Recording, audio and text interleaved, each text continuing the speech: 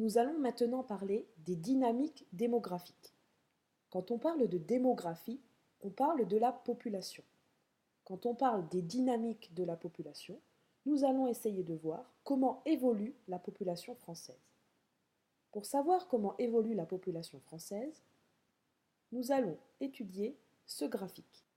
Quand on se trouve face à un graphique, la première chose à faire est d'abord d'en lire le titre. Ce graphique va donc nous parler de l'évolution de la natalité et de la mortalité depuis 1900.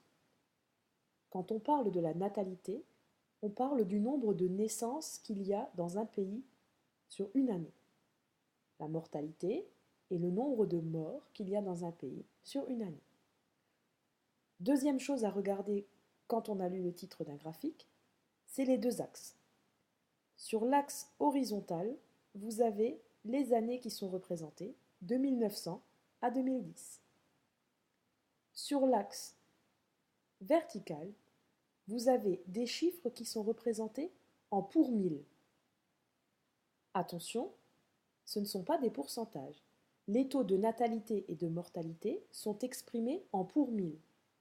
C'est-à-dire, si nous avons par exemple ici, en 1900, un taux de mortalité qui est de 21 pour 1000, c'est-à-dire pour 1000 personnes, on comptait 21 décès. Quel constat pouvons-nous faire en observant ces courbes? On remarque tout d'abord que les périodes de la Première Guerre mondiale et de la Seconde Guerre mondiale ont été des périodes où le taux de mortalité a été supérieur au taux de natalité. Il y avait donc ce qu'on appelle un excédent des décès, représenté ici en rose. Concrètement, chaque année, on observait plus de morts que de naissances. Depuis la fin de la Seconde Guerre mondiale, on voit que le taux de natalité a toujours été supérieur au taux de mortalité. Il y a donc un excédent des naissances. Chaque année, plus de personnes naissent que de personnes qui meurent. On appelle cela l'accroissement naturel, c'est-à-dire que naturellement, chaque année, la population française augmente.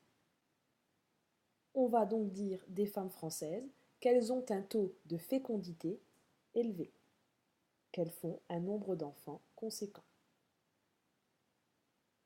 Si on ajoute à cela le fait que la France est un pays qui attire les étrangers et notamment une population étrangère assez jeune, on peut dire que la France est un pays où la population est dynamique. Passons maintenant à ce qu'on appelle les dynamiques spatiales de la population française. Spatiale en référence à l'espace français. On va donc essayer de voir comment est-ce que les Français bougent sur leur territoire. Nous allons pour cela travailler sur cette carte qui vous montre le solde migratoire en France.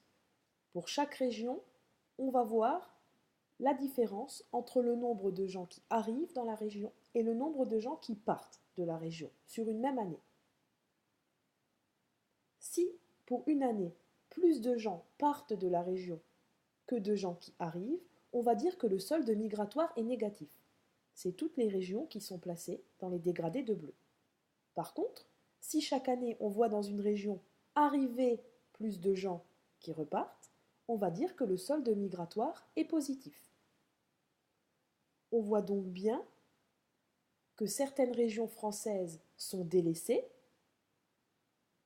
toute la moitié nord-est de la France, et que certaines régions sont au contraire attractives, toute la moitié sud de la France. On peut donc dire qu'à l'intérieur du pays, les Français migrent de la partie nord vers la partie sud. Quelles en sont les raisons? Les Français cherchent tout d'abord de meilleures conditions de vie. On préfère aller habiter vers les régions ensoleillées, vers les littoraux. Il faut savoir que les régions du sud de la France sont aussi plus dynamiques en ce qui concerne l'emploi et qu'on va y trouver certaines villes qui, encore une fois, attirent les populations pour leurs conditions de vie et les conditions en termes d'emploi. En plus de ces migrations internes au pays, Il faut savoir que la France est un pays qui attire les étrangers. On va donc dire qu'il y a des migrations qui arrivent de l'extérieur. Ces gens qui arrivent viennent pour les mêmes raisons. Ils recherchent en France de meilleures conditions de vie et un emploi. Pour terminer cette leçon, je vous invite à prendre en note dans votre cahier, au crayon de papier et dans la marge les mots de vocabulaire nouveaux vus pendant cette leçon, et il y en a beaucoup. Ils sont rappelés ici. Nous avons parlé de dynamique démographique, comment évolue la population française, de taux de natalité, qui correspond au nombre de naissances, de taux de mortalité, qui correspond au nombre de morts.